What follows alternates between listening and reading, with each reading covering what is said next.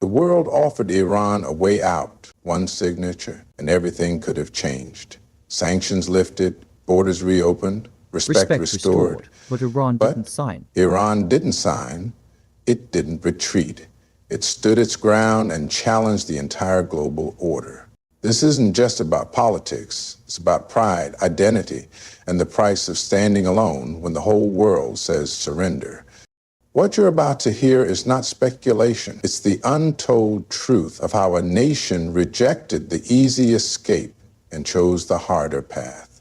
Watch till the end, because once you understand why Iran said no, you'll never see global power the same way again. Where there was a moment in modern history when Iran stood at the crossroads of redemption and rebellion, a single document lay on the table, one signature away from economic revival, diplomatic respect, and re-entry into the global fold. It was the Joint Comprehensive Plan of Action, known to the world as the Iran Nuclear Deal. For Iran, it was more than just a political arrangement. It was a doorway. Behind that door was access to frozen assets, reopened trade routes, international investment, and the chance to rebuild an economy long strangled by sanctions. For the first time in decades, the global powers, led by the United States, extended their hand not in threat, but in negotiation.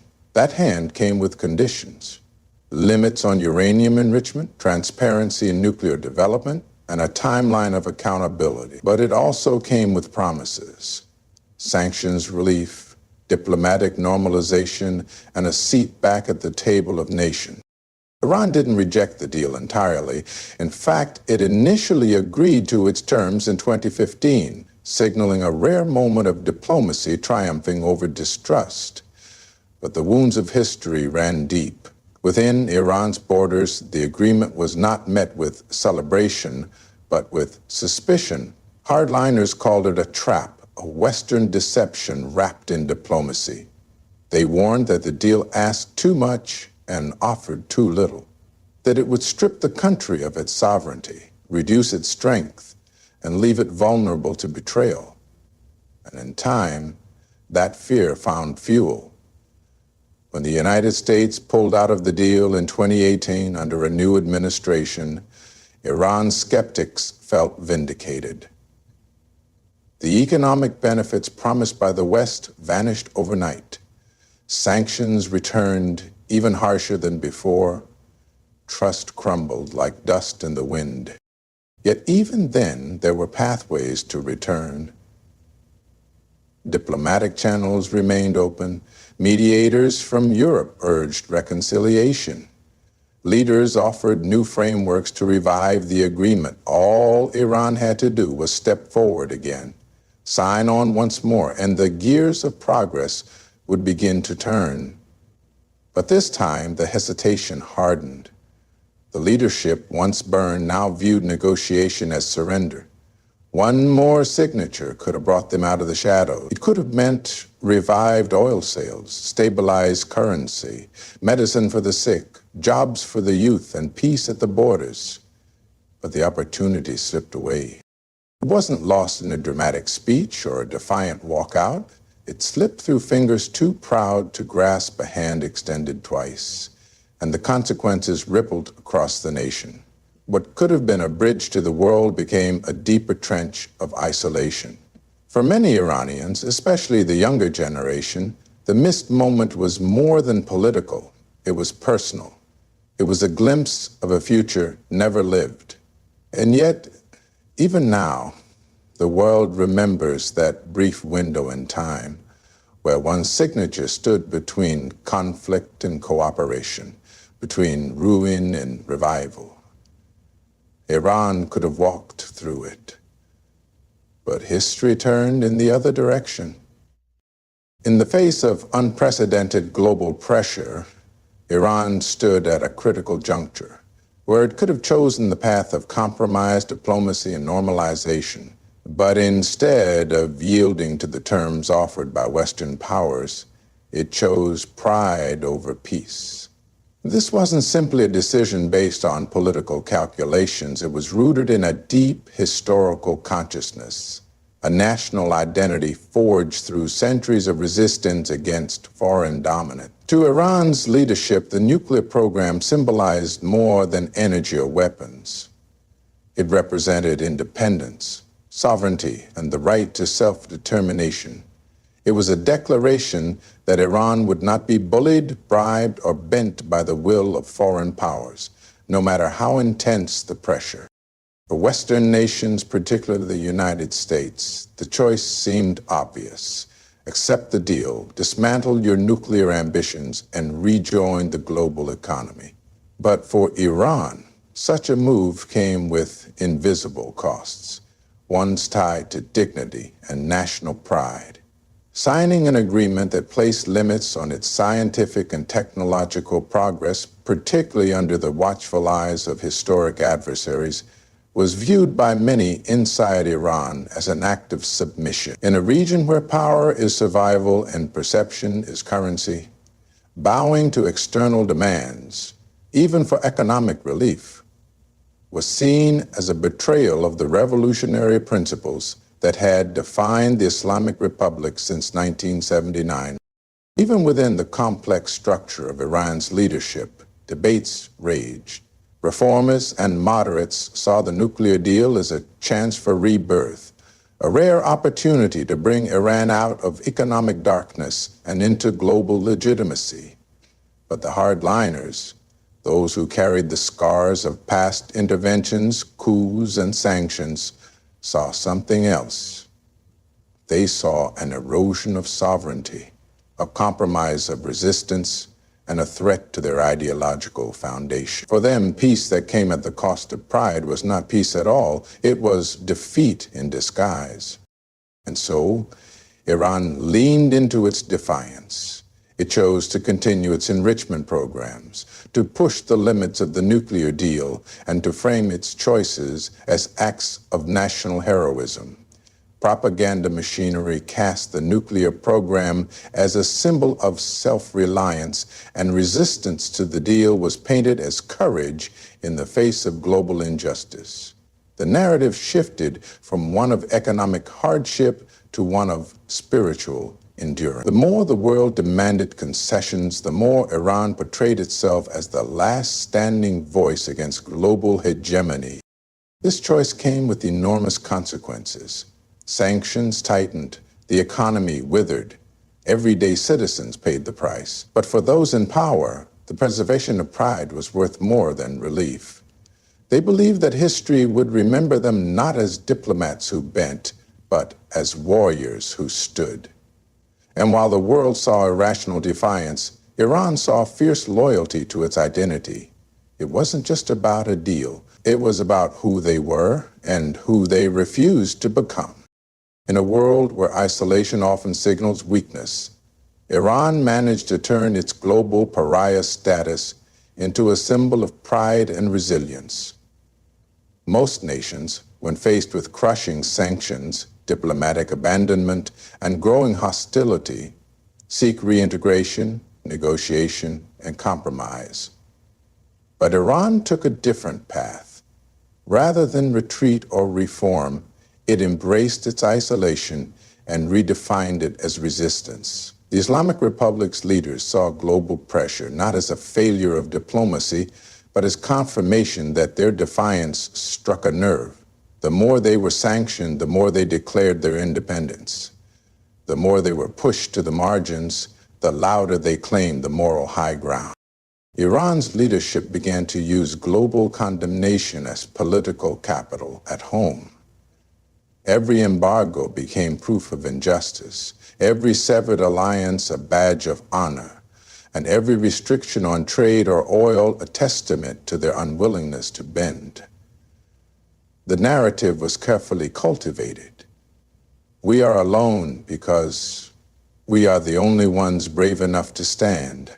This story resonated deeply with many Iranians, especially those raised on the legacy of the 1979 revolution, a revolution that was, at its heart, a rejection of Western interference, The world saw isolation. Iran's regime saw purity, uncorrupted by foreign influence. This mindset allowed Iran to build an identity around its pariah status. Its leaders drew parallels with historical movements of resistance, equating their stance with anti-colonial struggles and liberation theology.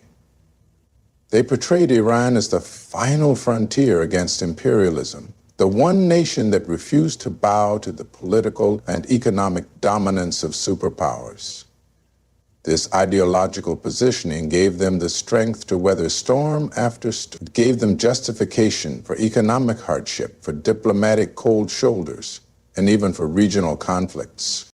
Domestically, the cost of this stance was immense. Sanctions choked key sectors. Inflation skyrocketed. Medical supplies became scarce. But the regime used this suffering to further its narrative. They told their people that this pain was the price of dignity, that comfort could be bought with submission, but honor required sacrifice. As the outside world saw Iran's economy falter, its leadership painted an image of spiritual and ideological victory. What made Iran's position unique was not just its refusal to yield, but its ability to frame that refusal as a virtue. It used global opposition as a mirror to reflect its own determination. This allowed the regime to maintain a degree of internal legitimacy, even as its citizens bore the brunt of international pressure. While isolation broke the backs of many nations, Iran turned it into a political theater of resistance. In doing so, it taught the world a hard truth, that some regimes don't fear being alone. They thrive in it. Iran didn't just survive isolation, it weaponized it. It made the margins its battlefield and its silence a form of protest. Where others saw weakness, Iran claimed strength. Where the world offered reintegration, Iran chose identity. And for better or worse, that choice has defined its path ever since. When the world tightened its grip, expecting Iran to collapse under pressure, something unexpected happened. Instead of folding, Iran adapted. It took the weight of sanctions, isolation, and economic warfare and began to transform it into a strategy of survival. Rather than viewing adversity as defeat, Iran saw it as a training ground, a place to sharpen its resilience and innovate under constraint. This transformation didn't happen overnight. It was the result of years of forced self-reliance, trial and error, and a relentless refusal to accept dependence on the systems that sought to break it. The more Iran was denied access to global markets, the more it sought domestic alternatives. Unable to purchase key technologies or import essential goods, it invested in homegrown science and black market ingenuity. It rebuilt industries from within, often through reverse engineering, resourcefulness, and sheer necessity. Iranian universities became hubs of innovation, not always by design, but by desperation. What the world tried to choke, Iran repurposed. What was meant to paralyze, it restructured. Even in the face of technological embargoes, Iranian engineers found ways to advance aerospace, nuclear enrichment, and cyber capabilities. This was not development fueled by abundance, but by survival instincts honed through years of economic suffocation. Sanctions were meant to cripple the economy, and in many ways they did. But Iran's leadership learned to weaponize the suffering. Every restriction was turned into propaganda.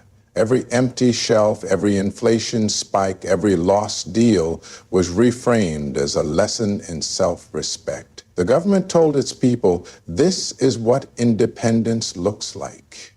It hurts, but it's ours. The narrative wasn't just about enduring sanctions, it was about thriving under them. By controlling the internal story, Iran was able to shield its legitimacy even when reality on the ground grew harsher. This approach extended to military and defense capabilities. Blocked from international arms deals, Iran began building its own missile systems, drones, and surveillance technologies. It invested in cyber warfare, mastering tools that allowed it to strike far beyond its borders with minimal cost. In many ways, the country turned its weakness into a doctrine. If it couldn't compete economically, it would compete unconventionally, through asymmetric warfare, regional influence, and information operations. It would become a nation that couldn't be contained by traditional pressure, because it no longer played by traditional rules. Iran's ability to adapt under pressure frustrated its adversaries. What was meant to isolate only made it more inwardly resourceful. What was designed to break its will only steeled its resolve. The result wasn't a country thriving by global standards, but one that had become exceptionally good at navigating adversity. In doing so, Iran rewrote the rules of resistance. It taught the world that pressure alone doesn't force submission. Sometimes it fuels reinvention. Sometimes it creates a state that learns to live and fight in the very environment meant to destroy it. And Iran, through this long and painful process, became a master of survival, not by escaping the storm, but by learning to move within it. While the world focused its attention on Iran's nuclear file, something else was quietly unfolding across the region. Under the weight of sanctions and global pressure, Iran wasn't retreating. It was expanding. In the vacuum left by war, instability, and shifting alliances, Iran found opportunity. It reached beyond its borders, not with grand invasions, but with influence, ideology, and proxies.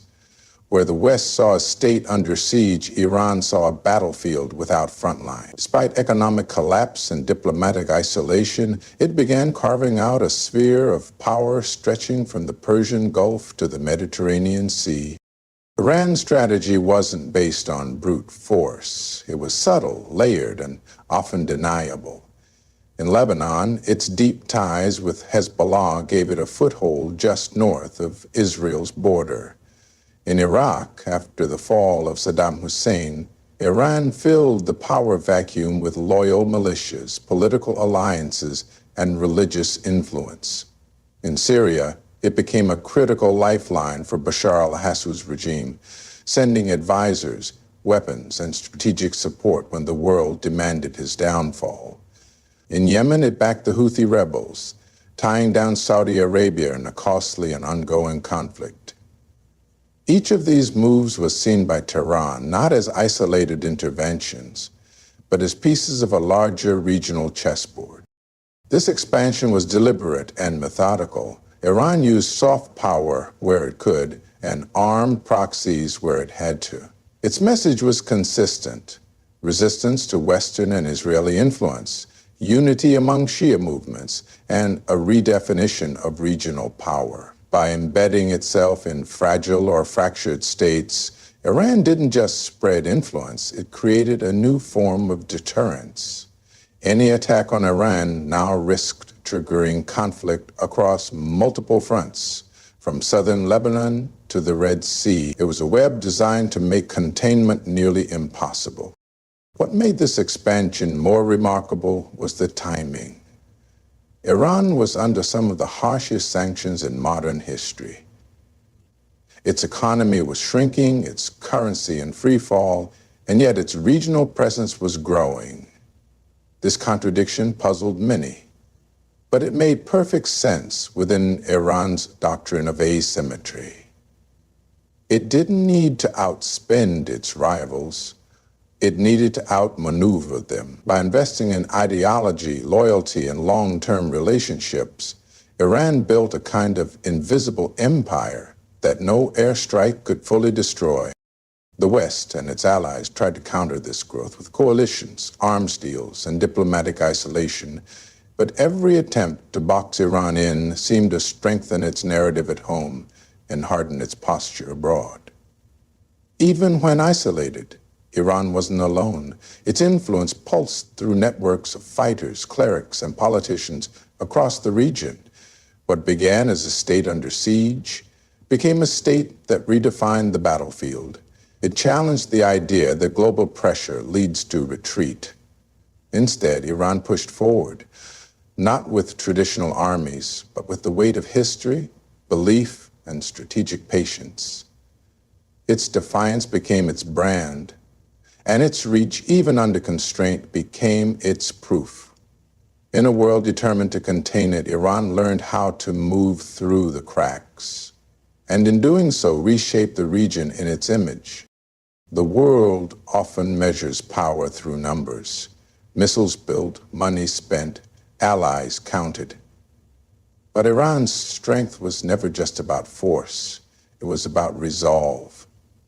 From Washington to Tel Aviv, many expected that under enough pressure, Iran would eventually bend, that it would trade its defiance for relief, that the promise of lifted sanctions, restored trade, and global acceptance would override years of ideological resistance. But what the world misjudged, fatally so, was the depth of Iran's determination. What appeared to outsiders as reckless behavior was, to Iran, a carefully chosen path of resistance rooted in history, identity, and pride. This misunderstanding wasn't new. Western powers often viewed negotiations with Iran through a lens of transactional diplomacy. Offer something valuable, expect compliance in return. But Iran didn't see its nuclear program as a bargaining chip. It saw it as a sovereign right. The right to develop nuclear energy, the right to scientific progress, and, more subtly, the right to stand on equal footing with global powers. The West framed the conflict in terms of risk management. Iran framed it in terms of justice and legacy. That difference in perspective created a permanent misalignment in expectation. What foreign governments interpreted as mischances, Iranian leaders framed as moral victories. Walking away from the table was seen not as failure, but as dignity preserved. Refusing to sign was not diplomatic immaturity, but an act of national self-respect. Time and again, Iran absorbed economic hits, diplomatic freezes, and international condemnation, yet never abandoned its path. Not because it believed it could overpower the world militarily, but because it believed it had something stronger, the endurance to outlast its enemies. That endurance came from a deep place. It was shaped by decades of foreign interference, including a CIA-backed coup in 1953 that overthrew a democratically elected government. It was cemented by the trauma of an 8-year war with Iraq, where Iran stood alone against chemical weapons and international silence. These memories weren't just history. They were fuel. Every threat, every sanction, every assassination attempt became proof that Iran's mistrust was justified and its path righteous. While the West saw a rogue state, Iran saw a legacy of survival. This misjudgment by global powers cost them leverage. They assumed that Iran would play by the rules of diplomacy when those rules had never worked in Iran's favor. They underestimated a leadership structure that didn't need Western approval to maintain control. They overestimated the impact of sanctions on a population hardened by decades of hardship. And they failed to grasp that for Iran, the cost of resistance had already been calculated and accepted. In the end, Iran didn't seek to win over the world, it sought to withstand it. What the world saw as stubbornness, Iran called strength. What others called isolation, it called independence. And where most would have signed to escape the pressure, Iran chose to stand and bear it. Because for Iran, to sign away its identity would have been a far greater loss than any war or sanction the world could impose. Iran stood at the edge of escape, one signature away from relief, re-entry, and reconciliation. The world extended its hand, but Iran chose to clench its fist, not because it sought destruction, but because it refused submission. It saw dignity where others saw danger, sovereignty where others saw defiance. And though the cost was high, economically, politically, and regionally, it stood its ground, not to win the world's favor, but to protect its identity. This is not a tale of heroes or villains. It's a story of a nation that chose resistance over rescue, principle over pressure, and pride over peace. While many may question the path Iran walked, none can deny the unshakable resolve that guided its every step. In a world that expected surrender, Iran chose to stand alone. And sometimes, whether right or wrong, standing alone becomes the loudest statement of all. Thank you for staying with this story till the very end. In a time of noise and confusion, truth is a light you have to search for, quietly, patiently, and courageously. May you always have the strength to question, the wisdom to listen, and the heart to understand the world beyond the headline. Good luck on your journey, and thank you for daring to look deeper.